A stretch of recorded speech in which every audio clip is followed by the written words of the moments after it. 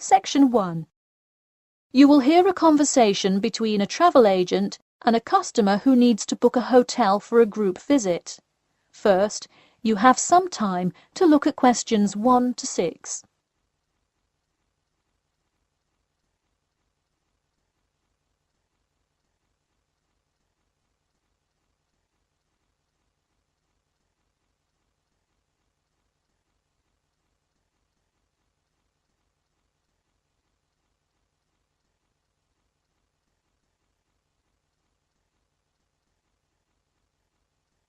You will see that there is an example which has been done for you.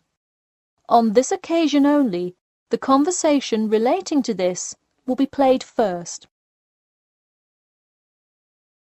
Hello, Elite Travel. This is Emily speaking. How may I assist you today? Hi, I have a group visit to plan, and I wonder whether you could help me decide on which hotel to book. I've narrowed it down to either the Winchester, the Royal Hotel, or the Star Hotel. I'm wondering if you have a recommendation. I would be happy to help. Those 3 are excellent choices. If everyone is booking hotel rooms independently, an easy way to do it is online booking.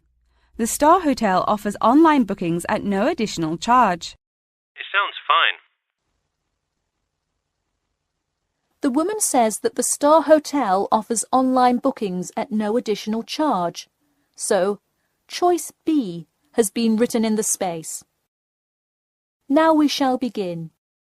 You should answer the questions as you listen, because you will not hear the recording a second time. Listen carefully and answer questions 1 to 6. Hello, Elite Travel. This is Emily speaking. How may I assist you today? Hi, I have a group visit to plan, and I wonder whether you could help me decide on which hotel to book. I've narrowed it down to either the Winchester, the Royal Hotel, or the Star Hotel. I'm wondering if you have a recommendation. I would be happy to help. Those 3 are excellent choices. If everyone is booking hotel rooms independently, an easy way to do it is online booking. The Star Hotel offers online bookings at no additional charge. It sounds fine.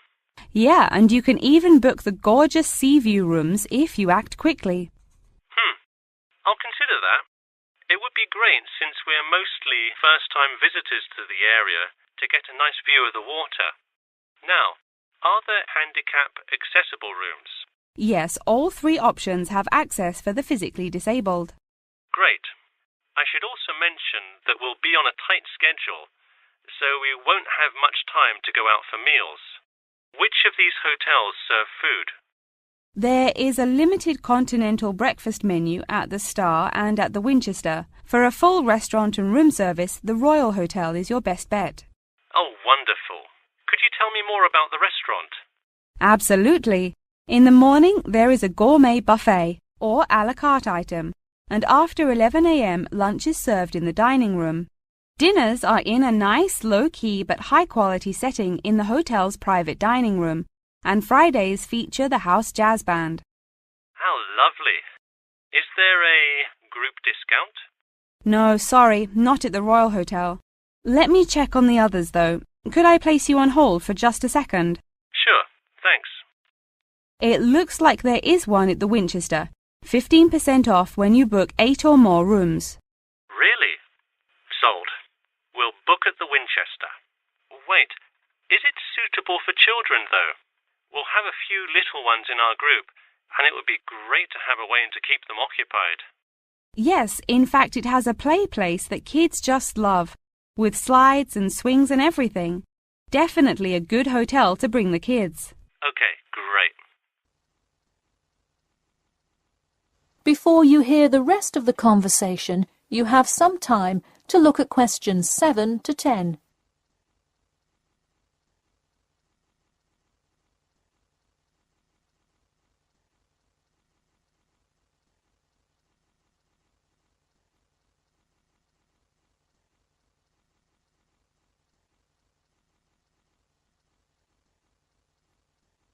Now listen and answer questions 7 to 10. So now I know where we'll be staying. What next? Should I go ahead and book transportation and assign rooms and everything? Well, for now, there are only a few things for you to take care of. We will hold a block of rooms for you as soon as you send a deposit. I recommend booking as soon as possible, so you probably want to send the invitations as soon as you know how many rooms to hold. Oh, right. Okay. I'll send the invitations and put down the deposit. Is there anything else I should take care of? Great! And don't worry about this now, but sometime before you arrive, do let us know if you'll be requiring our transport service to and from the airport. I'll make sure to let you know. Does that incur a service charge, or perhaps a tip, or some presents to show our gratitude for the personal car service? Oh, don't worry about it. It is a free service, so if you would like to tip, you are welcome to do so. But hotel drivers do not accept gifts. Thanks for your help. My pleasure. Enjoy your stay at the Winchester. That is the end of section 1. You now have half a minute to check your answers.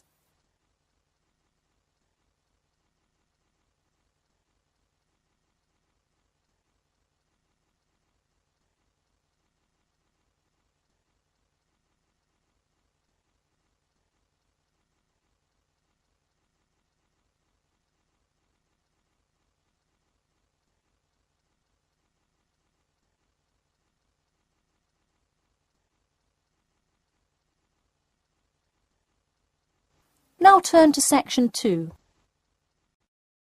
Section 2. You will hear a talk about the 11th Annual Durham County Car Exhibition. First, you have some time to look at questions 11 to 16.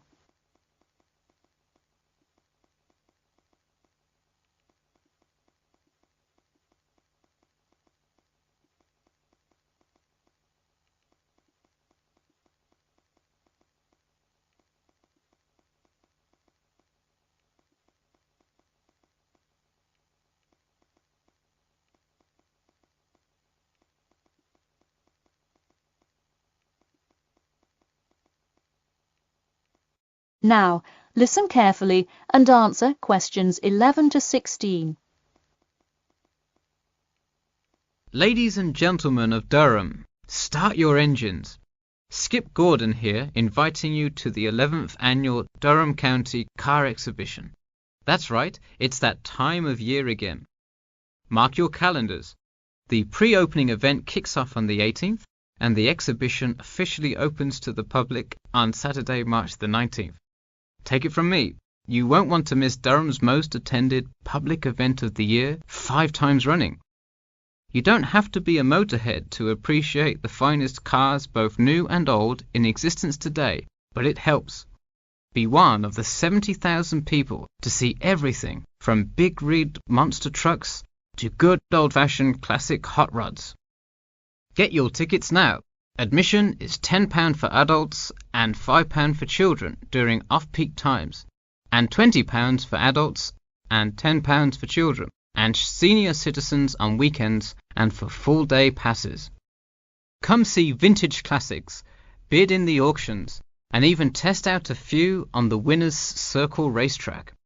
An insider tip: weekends are the exact time when all of the best attractions take place. But to avoid Saturday crowds, join us this Sunday. You'll see me, Skip Gordon, and all your friends from WKXP there this Sunday at our very own booth, so stop by and say hi, and you might just win a prize of your own. A new attraction this year will be the addition of a new car category, electricity, namely the electric car class. See displays from Toyota, Honda, and you guessed it, Tesla.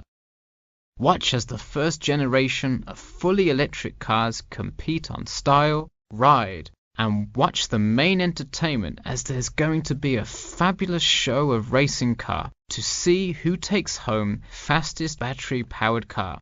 While not typically known for their speed, this new class is guaranteed to surprise you.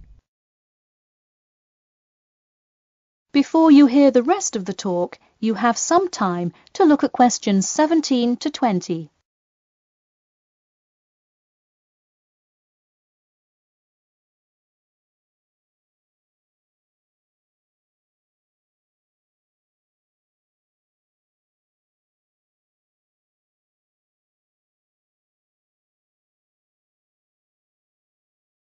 Now listen and answer questions 17 to 20.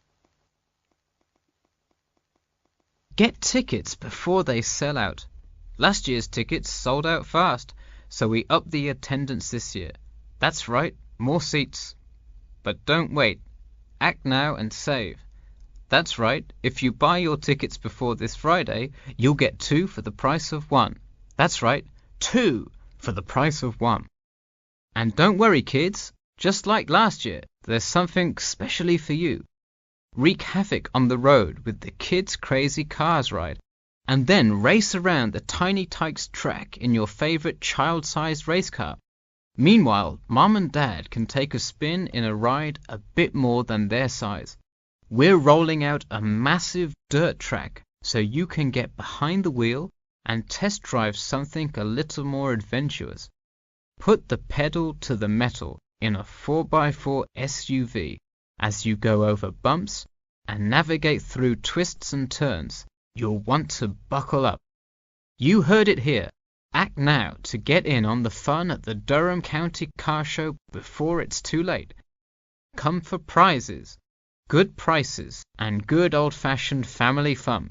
We had a lucky draw for a new car last year, but this year our main event is the Monster Truck Rally, where one lucky fan will win a chance to experience the thrill from behind the wheel, well, next to the wheel, as they ride with legendary driver Smash Tate.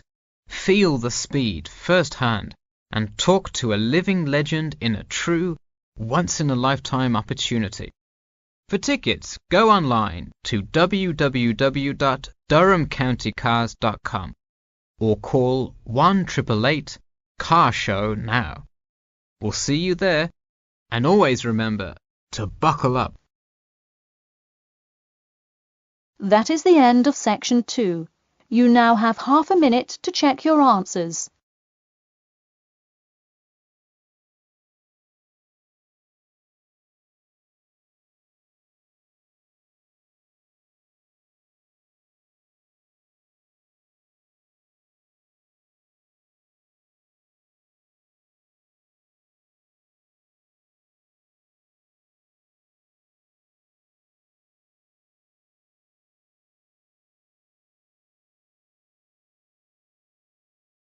Now turn to section 3. Section 3. You will hear a student asking Professor Jameson for advice in choosing courses for next semester. First, you have some time to look at questions 21 to 23.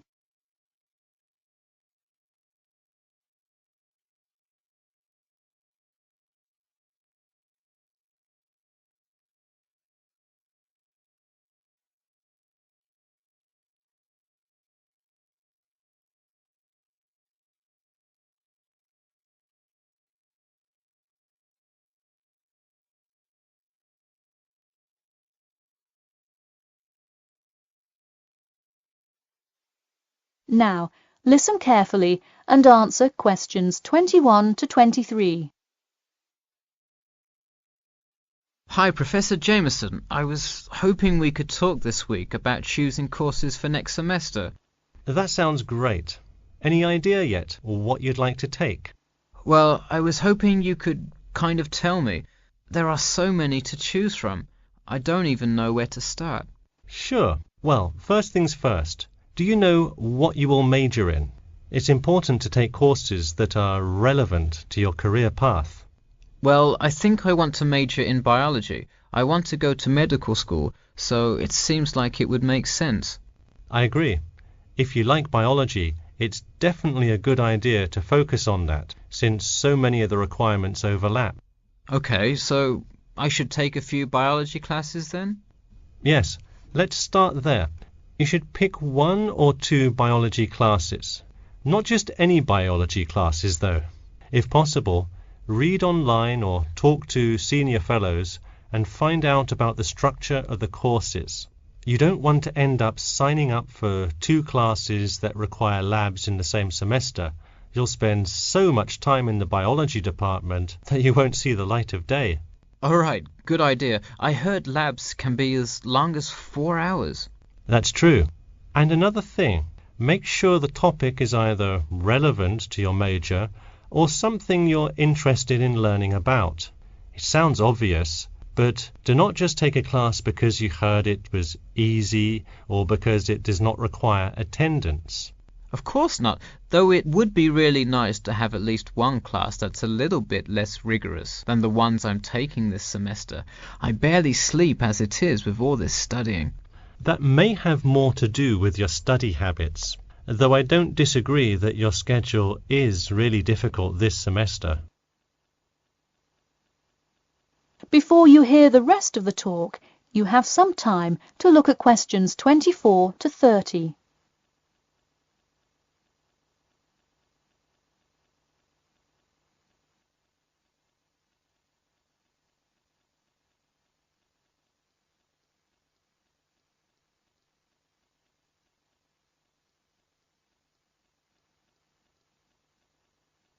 Now, listen carefully and answer questions 24 to 30.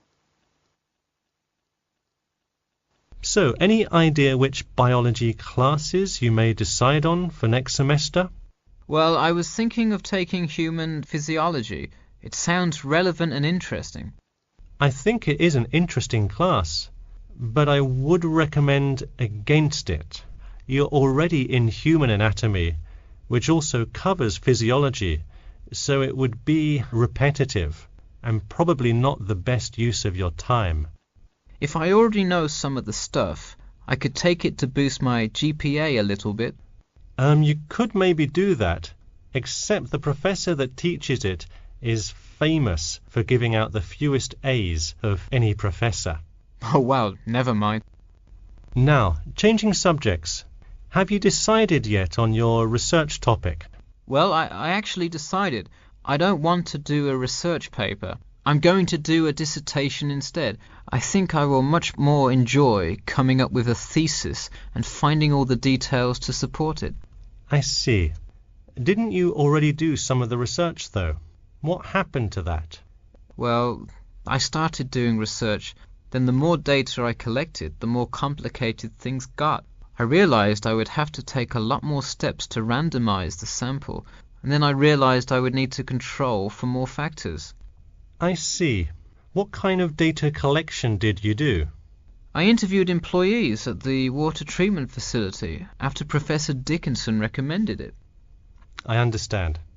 Well, the research paper could be much more outside work, but it may be worth it if that is what you're interested in. No, I am a lot happier just doing the dissertation. That's fine with me. Just remember, you need to finish your first draft and send it in soon. It's already the middle of February. Oh wow, it is, isn't it? I just have to finish it by the end of March, right?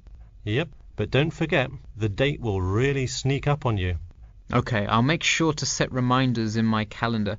And who do I talk to about registering my dissertation? You should go to the department office and then talk to the secretary. I thought I needed to talk to the department head. Not for registering. If you need help developing your dissertation, that's when you should go to the department head. Ah, I see. And who would I see about getting access to the database of past research on my topic? That you can find in the computer lab, specifically in the office. You'll have to ask a lab technician to give you access. Okay, well, I'll go ahead and get started on that then. Thanks. That is the end of section 3. You now have half a minute to check your answers.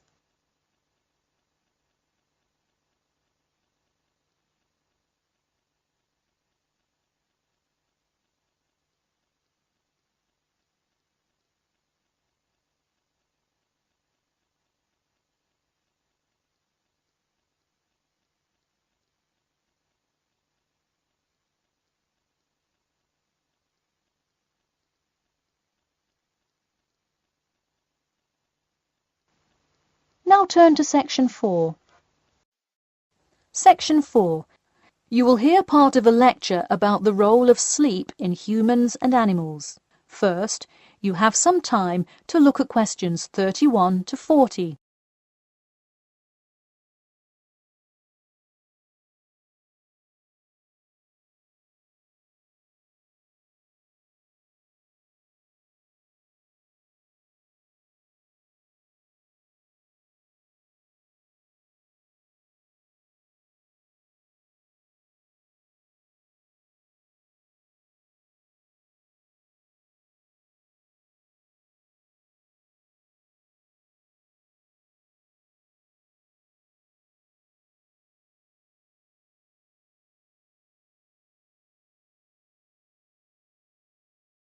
Now, listen carefully and answer questions 31 to 40. Good morning, everyone. In today's lecture, I'm going to talk about the role of sleep in humans and animals. Of all the biological processes in the animal kingdom, sleep is perhaps the most important. A human can survive for almost 2 weeks without eating, but did you know that 1 week without sleep can be fatal? It's even worse for animals, especially for those who must avoid predators. Without sleep, an animal is much less capable of avoiding an attack. This is the case for all animals, whether they are reptiles, mammals, or fish. Let us look now at how different animals sleep, reasons for their ways of rest, and the potential problems they might encounter. In marine life, sleep must be balanced with breathing. For example, the dolphin must float to the surface as it sleeps in order to breathe. Like other large sea mammals, they keep one eye open and one half of the brain awake at all times to maintain some amount of consciousness required to breathe and to watch out for possible threats. They sleep with only one brain hemisphere in slow-wave sleep. Birds also have unusual sleeping patterns, mostly due to being constantly on edge in the presence of numerous predators. They usually sleep quite lightly. For example, Swainson's thrush, also called olive-backed thrush, is a medium-sized thrush that takes hundreds of naps during the day, each of which lasts just a few seconds. While migrating, migratory birds tend to function well on micronaps. Horses, on the other hand, do most of their sleeping standing up. Scientists think that horses developed their habit of sleeping upright as a defense mechanism, a way of protecting themselves against predators, and a standing position keeps a horse in a constant state of readiness to race away if danger should approach. Also, horses do occasionally take short naps lying down. Horses are heavy animals with big muscles, but their bones are surprisingly delicate, so lying in one position for a long time could well injure a horse. Just like humans, animals can also have sleeping problems. Dr. John Hendricks and Adrian Morrison from the School of Veterinary Medicine, University of Pennsylvania in Philadelphia, determined that certain diseases were primarily associated with the sleep states in animals. In their research, they emphasized that because so much in this area still remains unclear, animal models were very important for studies of sleep disorders. The physiology of sleep in animals is similar to that of humans.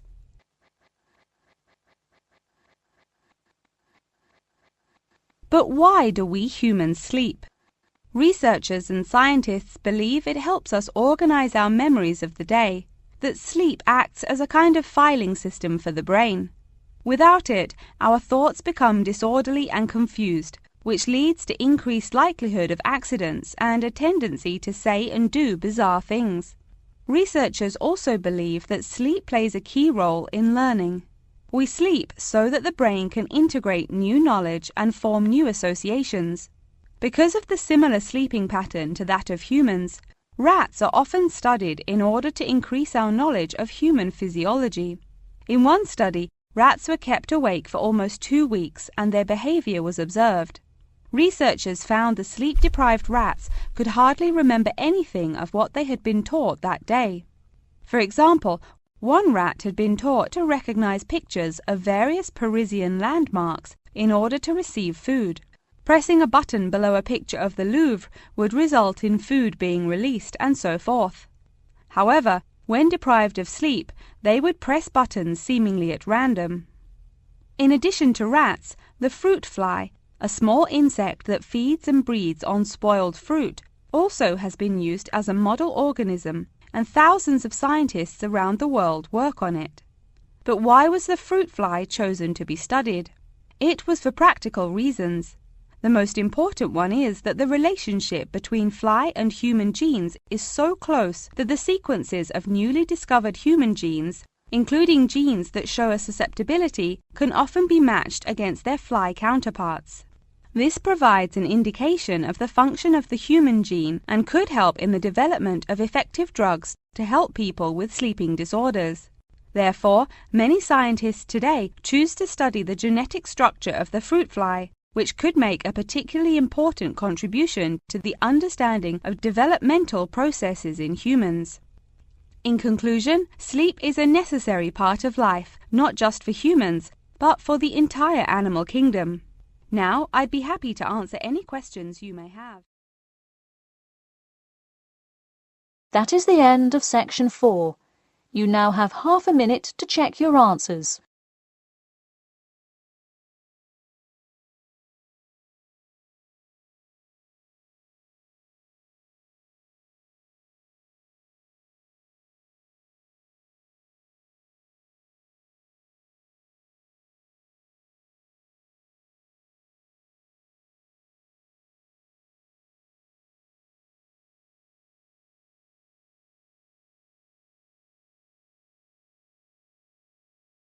That is the end of the listening test.